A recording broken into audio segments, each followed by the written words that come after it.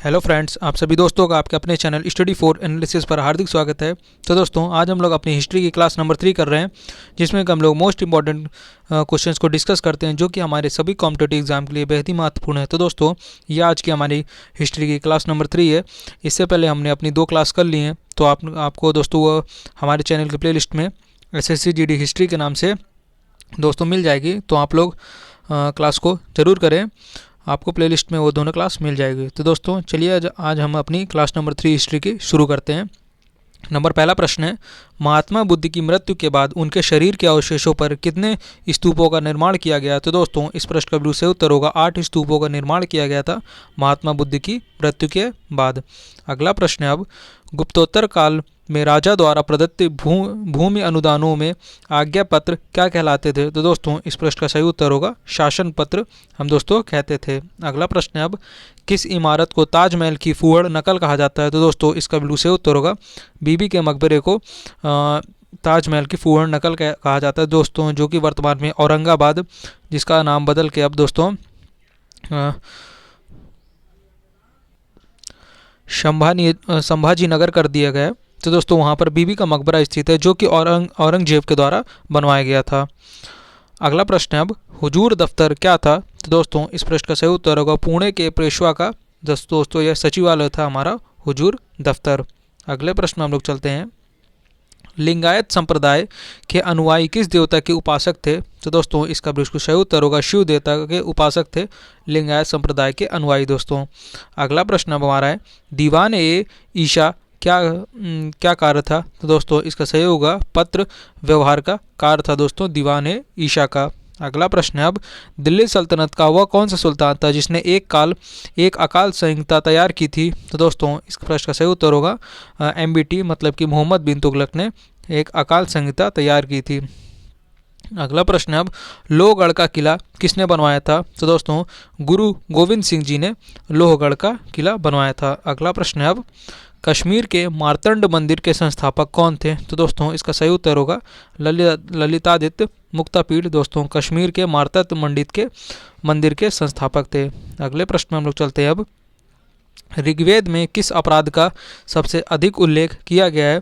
तो दोस्तों, इसका सही उत्तर हो जाएगा पशु चोरी का ऋग्वेद में सबसे अधिक इसी अपराध का उल्लेख किया गया। और दोस्तों, ऋग्वेद में गाय को ना मारे जाने वाले पशु मतलब कि अधन्या भी कहा गया है। अगला प्रश्न है, उत्तर वैदिक काल में शासन व्यवस्था का सामान्य रूप क्या था?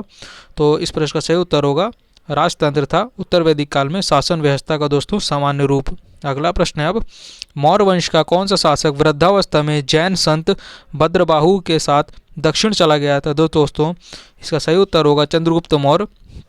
मौर्य वंश का शासक था दोस्तों, जो अपनी वृद्धावस्था मतलब बुढ़ापे में जैन संत भद्रबाहु, जिनकी की बुक है दोस्तों, इनकी कल्पसूत्र बुक है भद्रबाहु जी की, जिसमें कि जैन ग्रंथ का उल्लेख और उन जैन ग्रंथ में जितने भी 24 तीर्थंकर थे उन सभी का उल्लेख हमारे भद्रबाहु के जो दोस्तों इनकी बुक थी कल्पसूत्र, उसमें मिल जाएगा। इन्हीं के साथ चंद्रगुप्त मौर्य दक्षिण चले गए थे। अगला प्रश्न अब है हमारा, गुप्तोत्तरकालीन भूमि व्यवस्था के विरोध अथवा विद्रोह स्वरूप किस धार्मिक संप्रदाय का उदय हुआ था? तो दोस्तों, इसका बिल्कुल सही उत्तर होगा लिंगायत संप्रदाय का उदय हुआ था। अगला प्रश्न है, अब मनु एवं याज्ञवल्क्य स्मृतियों में स्त्रियों को किसके समतुल्य माना गया है? तो दोस्तों, इसका बिल्कुल सही उत्तर होगा शूद्रों के समतुल्य दोस्तों माना गया है। अगले प्रश्न में हम लोग चलते हैं, महमूद गजनवी दोस्तों ने भारत पर प्रथम तथा अंतिम आक्रमण किस वर्ष किए थे? तो दोस्तों, जो महमूद गजनवी या फिर महमूद, उसको हम लोग गजनी बोलते हैं, यह भारत पर प्रथम आक्रमण 1000 ईस्वी में और अंतिम आक्रमण 1027 ईस्वी में दोस्तों इसने किया था। अगले प्रश्न में हम लोग चलते हैं, राष्ट्रकूट किस वंश का उत्तराधिकारी राजवंश था? तो दोस्तों, इस प्रश्न का सही उत्तर होगा वाकाटक राजवंश का उत्तराधिकारी राजवंश था दोस्तों राष्ट्रकूट। अगला प्रश्न है, मीर कासिम ने अपनी राजधानी मुर्शिदाबाद से कहाँ स्थानांतरित की थी?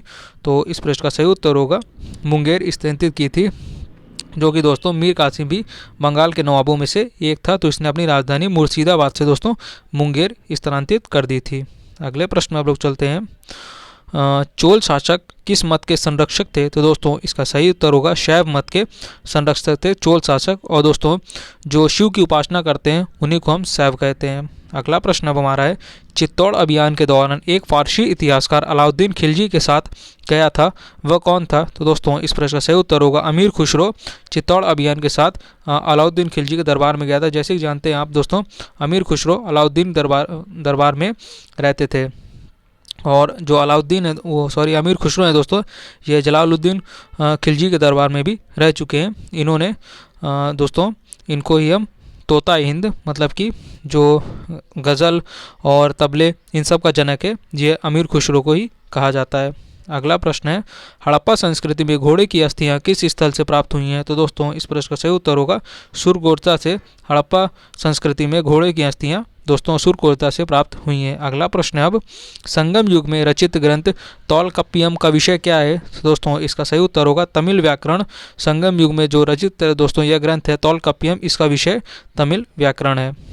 अगले प्रश्न में चलते हैं, जूनागढ़ स्थित सुदर्शन झील का निर्माण किसने करवाया था? तो दोस्तों इसका बिल्कुल सही उत्तर होगा चंद्रगुप्त मौर्य ने जूनागढ़ में स्थित सुदर्शन झील का निर्माण करवाया था।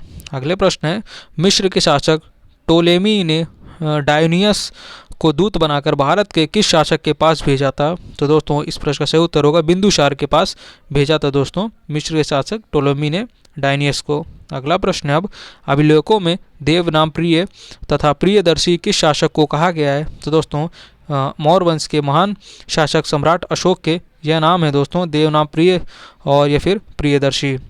अगले प्रश्न में अब चलते हैं, किस बौद्ध भिक्षु के प्रभाव से अशोक का धर्म परिवर्तन हुआ? तो दोस्तों इसका सही उत्तर होगा उपगुप्त के प्रभाव से दोस्तों बौद्ध भिक्षु के प्रभाव से अशोक का धर्म परिवर्तन हुआ था दोस्तों। उस भिक्षु का नाम था उपगुप्त। अगले प्रश्न में चलते हैं, इस्लामी स्थापत्य कला का सर्वाधिक बहुमूल्य रत्न समझे जाने वाले अलाई दरवाजे का निर्माण किसने करवाया था? तो दोस्तों अलाउद्दीन खिलजी ने अलाई दरवाजे का निर्माण करवाया था, जो दोस्तों कुतुब मीनार में स्थित है। अगला प्रश्न है अब हमारा कि बंगाल के किस नवाब ने अपनी राजधानी ढाका से मुर्शिदाबाद स्थानांतरित की थी? तो दोस्तों इसका बिल्कुल सही उत्तर होगा नवाब मुर्शीद कुली खान ने ढाका से मुर्शिदाबाद स्थानांतरित की थी अपनी राजधानी। अगला प्रश्न अब प्रसिद्ध कोणार्क मंदिर किस देवता के लिए है? तो दोस्तों इसका बिल्कुल सही उत्तर होगा सूर्य देवता के लिए दोस्तों प्रसिद्ध कोणार्क मंदिर। और दोस्तों यह जो कोणार्क मंदिर है यह उड़ीसा राज्य में दोस्तों स्थित है। अगले प्रश्न में चलते हैं, हड़प्पा कालीन सभ्यता मानव इतिहास के किस युग से संबंधित है? तो दोस्तों कांस्य युगीन या ताम्र युग, और इंग्लिश में हम इसको दोस्तों ब्रॉन्ज युगीन सभ्यता या फिर प्रोटो हिस्टोरिक एज की सभ्यता भी दोस्तों इसको हम लोग कहते हैं। अगला प्रश्न है, अब प्रथम बौद्ध संगति का आयोजन बुद्ध की मृत्यु के तत्काल बाद किया गया था, इस संगति की अध्यक्षता किसने की थी? तो दोस्तों इस प्रश्न का बिल्कुल सही उत्तर होगा महाकश्यप ने प्रथम बौद्ध संगति की अध्यक्षता की थी दोस्तों। अगले जो कि हमारा 383 में आयोजित की गई थी दोस्तों। अगला प्रश्न है, अब हमारा मिलिंद के पात्र हैं, तो इस प्रश्न का सही उत्तर होगा नागसेन एवं मेनांडर, जिसको हम मिलिंद भी कहते हैं। ये दोस्तों मिलिंद पन्हों के पात्र हैं, और जो ये मिलिंद पन्हों है दोस्तों ये बौद्धों का एक प्रमुख ग्रंथ है। अगले प्रश्न में चलते हैं, पल्लव चोल मंदिर स्थापत्य कला शैली को किस नाम से जाना जाता है? तो इस प्रश्न का सही उत्तर होगा द्रविड़ शैली के नाम से जाना जाता है। अगला प्रश्न है, अब कल्याणी के चालुक्य के सर्वाधिक प्रबल शत्रु कौन थे? तो दोस्तों इस प्रश्न का सही उत्तर होगा तंजावुर के चोल इसके प्रबल शत्रु थे। अगला प्रश्न पे हम लोग चलते हैं, अब वह कौन सा सुल्तान था जो स्वयं को नायाब खुदाई मतलब कि ईश्वर का प्रतिनिधि कहता था? तो दोस्तों इस प्रश्न का सही उत्तर होगा गुलाम वंश का शासक बलबन अपने आप को नायाब खुदाई मतलब कि ईश्वर का प्रतिनिधि कहता था, और दोस्तों बलबन ने ही सिजदा और पैबोश की प्रथा शुरुआत की थी। अगला प्रश्न है, अब रजननामा के लेखक से किस संस्कृत ग्रंथ का अनुवाद किया गया? तो दोस्तों महाभारत का रजननामा नाम से यह जो महाभारत ग्रंथ है इसका रजनामा नाम से संस्कृत ग्रंथ का दोस्तों अनुवाद किया गया था। अगला प्रश्न है, अब ईरान की सीमा के समीप स्थित हड़प्पा कालीन प्रमुख स्थल का नाम क्या था? तो दोस्तों इस प्रश्न का सही उत्तर होगा सुतकांगडोर। अगला प्रश्न है, अब हमारा नवीनतम हड़प्पा कालीन स्थल धौलावीरा किस राज्य में खोजा गया था? तो इसका उत्तर होगा दोस्तों धौलावीरा जो है वह गुजरात राज्य में खोजा गया था। और दोस्तों ये हमारी यूनेस्को का 40वां यूनेस्को का विश्व हेरिटेज साइट में भी अब शामिल किया गया है, जो कि गुजरात राज्य में स्थित है। तो कुल मिला के दोस्तों जो यूनेस्को है इसमें जो हमारे इंडिया के हैं दोस्तों वह 40 स्थल हैं, जिसमें से 40वां हमारा धौलावीरा जो कि गुजरात राज्य में स्थित है, इसको अभी हाल ही में शामिल किया गया है। अगले प्रश्न में चलते हैं। किस जैन तीर्थंकर को भगवान कृष्ण का निकट संबंधी माना गया है? तो दोस्तों इस प्रश्न का सही उत्तर होगा अरिष्ट नेमी या फिर नेमीनाथ को भगवान श्री कृष्ण का निकटवर्ती माना गया। और दोस्तों जो ऋग्वेद है हमारा प्रमुख 4 वेदों में से जो सबसे पुराना है हमारा ऋग्वेद, उसमें जो जैन मत के या फिर जो जैन धर्म के प्रथम तीर्थंकर ऋषभदेव और अरिष्ट नेमी ये जो 22वें तीर्थंकर थे दोस्तों, इन दोनों का उल्लेख ऋग्वेद में किया गया है। अगला प्रश्न है अब मौर्य साम्राज्य में सीता अध्यक्ष किस विभाग का अध्यक्ष होता था? तो दोस्तों इस प्रश्न का सही उत्तर होगा कृषि विभाग का अध्यक्ष होता था हमारा मौर्य साम्राज्य में सीता अध्यक्ष। अगले प्रश्न में अब चलते हैं हम लोग। इसमें यह है कि अलाउद्दीन खिलजी ने किस प्रदेश से अपार संपदा प्राप्त करके सल्तनत का राजगद्दी पर अधिकार कर लिया था? तो दोस्तों इस प्रश्न का सही उत्तर होगा देवगिरी। अगले प्रश्न में चलते हैं। जौनपुर के सुल्तानों ने शर्की उपाधि को किस कारण धारण किया था? दोस्तों इस प्रश्न का सही उत्तर होगा इस राजवंश के संस्थापक मलिक सरवर को मोहम्मद बिन तुगलक ने सुल्तान उल्क शर्क या मतलब कि पूर्व का स्वामी की उपाधि से अलंकृत किया था। इस वजह से जौनपुर के सुल्तानों ने शर्की की उपाधि से या फिर शर्की की उपाधि धारण की थी। अगले प्रश्न में चल देंगे हम लोग। मुगल साम्राज्य का प्रांतों में विभाजन सर्वप्रथम किसने किया था? तो दोस्तों अकबर ने मुगल साम्राज्य का प्रांतों में विभाजन किया था। अगले प्रश्न में चलते हैं। दिल्ली के सिंहासन पर बैठने वाला पहला अफगान शासक कौन था? तो दोस्तों इस प्रश्न का सही उत्तर होगा बहलोल लोदी दिल्ली के सिंहासन पर बैठने वाला पहला अफगान शासक था। और दोस्तों पहला जो अफगानी वंश था हमारा वह लोदी वंश था। और हम कह सकते हैं जो हमारा दूसरा अफगानी वंश था वह हमारा शूरी वंश था, जो कि शेर शाह सूरी द्वारा उसको हरा के हुमायूं को हरा के स्थापित किया गया था दिल्ली की गद्दी पे। यह जो हमारा वंश था यह 1540 से 1555 था, सूरी वंश, जिसकी स्थापना शेर शाह सूरी ने की थी। अगला प्रश्न है। और दोस्तों शेर शाह सूरी का मकबरा सासाराम बिहार में भी स्थित है। अगला प्रश्न है। भारत में पुर्तगालियों का पहला गवर्नर कौन था? तो दोस्तों अल्फांसो डी अल्बुकर्क यह पुर्तगालियों का पहला गवर्नर था दोस्तों। अगला प्रश्न है अब वास्को डी गामा पहली बार भारत कब आया था? तो दोस्तों 27 मई 1498 को वास्को डी गामा पहली बार भारत आया था। और दोस्तों जब वास्को डी गामा आया था तब दोस्तों यह केरल के कालीकट जो तट है द्वीप है दोस्तों उसमें उतरा था ये। और इसका जो स्वागत है वो वहाँ के वर्तमान शासक तब के जमोरिन ने दोस्तों वास्को डी गामा का स्वागत किया था। अगला प्रश्न है। भगवान बुद्ध को निर्वाण कहाँ प्राप्त हुआ था? तो दोस्तों कुशीनगर में भगवान बुद्ध जी को निर्वाण मतलब कि मृत्यु प्राप्त हुई थी। और दोस्तों ये कुशीनगर थी, ये मल्लों की भी राजधानी थी। अगला प्रश्न है। छत्रपति शिवाजी की मंत्रिपरिषद को क्या कहा जाता था? तो दोस्तों इस प्रश्न का सही उत्तर होगा अष्टप्रधान कहा जाता था छत्रपति शिवाजी की मंत्रिपरिषद को। अगला प्रश्न है। और दोस्तों जो ये जो छत्रपति शिवाजी की मंत्रिपरिषद थी मतलब जिसको अष्टप्रधान कहा जाता था, इसको जो मतलब कि खत्म किया था वह संभाजी थे। अगला प्रश्न है अब अथर्ववेद का ब्राह्मण ग्रंथ कौन सा है? तो दोस्तों गोपत ब्राह्मण जो है ये अथर्ववेद का दोस्तों ब्राह्मण ग्रंथ है। और मतलब ब्राह्मण ग्रंथ हम उसको कहते हैं कि ऋग्वेद का जो मतलब कि बेहद ही आसान भाषा में अनुवाद होता था। जैसे कि हमारे जो वेद होते हैं ये संस्कृत भाषा में लिखे गए हैं और जो ब्राह्मण ग्रंथ हैं दोस्तों ये एकदम अनुवादित हैं जिसको हिंदी में भी लिखा गया है। तो जो वेदों का सरल भाषा में परिवर्तन या फिर उसका अनुवादन उसी को हम लोग दोस्तों ब्राह्मण ग्रंथ कहते हैं। अगला प्रश्न है अब कि बाबा फरीद कौन थे? तो दोस्तों इस प्रश्न का सही उत्तर होगा प्रसिद्ध सूफी संत थे दोस्तों बाबा फरीद। अगला प्रश्न है। किस मुगल सम्राट को राष्ट्रीय सम्राट कहा जाता है? तो दोस्तों इस प्रश्न का सही उत्तर होगा अकबर को ये जो मुगल सम्राट थे दोस्तों इसको राष्ट्रीय सम्राट कहा जाता है। अगला प्रश्न है अब नूरजहाँ का वास्तविक नाम क्या था? तो दोस्तों नूरजहाँ का जो वास्तविक नाम था वह मेहरू निसा था। अगला प्रश्न है, सैयद वंश का संस्थापक कौन था? तो दोस्तों सैयद वंश का जो संस्थापक था वह खिज्र खां था। अगला प्रश्न अब, किस सूफी संत ने कहा था दिल्ली अभी दूर है? तो दोस्तों निज़ामुद्दीन औलिया ने कहा था हुनूज दिल्ली अभी दूर है दोस्तों। अगला प्रश्न अब, किस ग्रंथ का अनुवाद रजनामा के नाम से किया गया है? तो दोस्तों महाभारत का अनुवाद रजनामा नाम से किया गया है। अगला प्रश्न अब, मराठा स्वतंत्रता संग्राम का नेतृत्व औरंगजेब के विरुद्ध किस महिला ने किया था? तो दोस्तों इस प्रश्न का सही उत्तर होगा ताराबाई ने इसका नेतृत्व किया था। और दोस्तों जब औरंगजेब की मृत्यु हुई थी तब उस समय ये प्रश्न पूछा जाता है कि मराठा साम्राज्य किसके हाथों में था? तो दोस्तों उसका भी उत्तर जो हमारा है वह ताराबाई ही होगा। अगला प्रश्न है, पानीपत का तीसरा युद्ध जो कि 1761 में लड़ा गया था, अहमद शाह अब्दाली और किनके बीच में लड़ा गया था? तो दोस्तों इस प्रश्न का सही उत्तर होगा मराठों के बीच में। पानीपत का तृतीय युद्ध 1761 में जो है वो अहमद शाह अब्दाली और मराठों के बीच में लड़ा गया था, जिसमें कि अहमद शाह अब्दाली दोस्तों ये जीत गया था।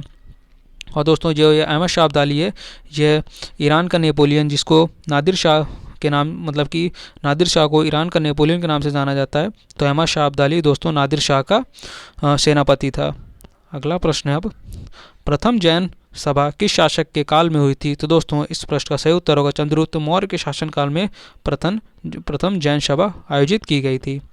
अगला प्रश्न अब, प्रथम ऐतिहासिक सम्राट किसे माना जाता है? तो दोस्तों चंद्रगुप्त मौर्य को प्रथम ऐतिहासिक सम्राट माना जाता है। अगला प्रश्न अब है, हड़प्पा संस्कृति की आयताकार मुहरें सामान्यतः किससे बनी होती हैं? तो दोस्तों इस प्रश्न का सही उत्तर होगा सेलखड़ी से हड़प्पा संस्कृति में आयताकार मुहरें प्राप्त हुई हैं। अगला प्रश्न अब, वैदिक युग में राज व्यवस्था का स्वरूप कैसा था? तो दोस्तों इस प्रश्न का सही उत्तर होगा राजतंत्रात्मक था वैदिक युग में राज व्यवस्था का स्वरूप। अगला प्रश्न है, ऋग्वेद में सबसे अधिक मंत्र किस देवता की स्तुति में लिखे गए हैं? तो दोस्तों इस प्रश्न का सही उत्तर होगा इंद्र के लिए ऋग्वेद में सबसे अधिक मंत्र लिखे गए हैं, और दोस्तों जिनकी संख्या 255 है। और दोस्तों जो अग्नि देवता हैं उनके लिए 250 मंत्रों का उल्लेख किया गया है। अगला प्रश्न अब, वेदांत शब्द का प्रयोग किया गया है? तो दोस्तों इसका सही उत्तर होगा उपनिषद के लिए वेदांत शब्द का प्रयोग किया गया है। अगला प्रश्न है दोस्तों, इसमें से एक आप थोड़ा सा करेक्ट कर लिए कि इंद्र देवता के लिए जो है वो 250 मंत्रों का उल्लेख किया गया है, और जो अग्नि देवता हैं दोस्तों उनके लिए 200 मंत्रों का उल्लेख किया गया है ऋग्वेद में। मतलब कि जो ऋग्वेद में सबसे अधिक मंत्र उल्लेख किया गया है वो हमारे इंद्र देवता के लिए किया गया है। अगला प्रश्न है, 1769 से 1770 का प्रसिद्ध अकाल देश के किस भाग में पड़ा? तो दोस्तों इसका सही उत्तर होगा बंगाल में यह पड़ा था। अगला प्रश्न है, शाहजहां ने जहांगीर के विरुद्ध विद्रोह किस वर्ष किया था? तो दोस्तों इसका सही उत्तर होगा सन 1623 में शाहजहां ने जहांगीर के विरुद्ध विद्रोह किया था। अगला प्रश्न अब है कि खालसा का आरंभ किस गुरु ने किया था? तो दोस्तों इसका सही उत्तर होगा गुरु गोविंद सिंह जी ने खालसा का आरंभ किया था, और दोस्तों इन्होंने 1699 में खालसा ग्रंथ का आरंभ किया था। अगला प्रश्न अब हमारा, अंग्रेजों का सबसे पहला संघर्ष किस मुगल सम्राट के साथ हुआ था? तो दोस्तों इसका सही उत्तर होगा औरंगजेब के साथ अंग्रेजों का सबसे पहला संघर्ष शुरू हुआ था।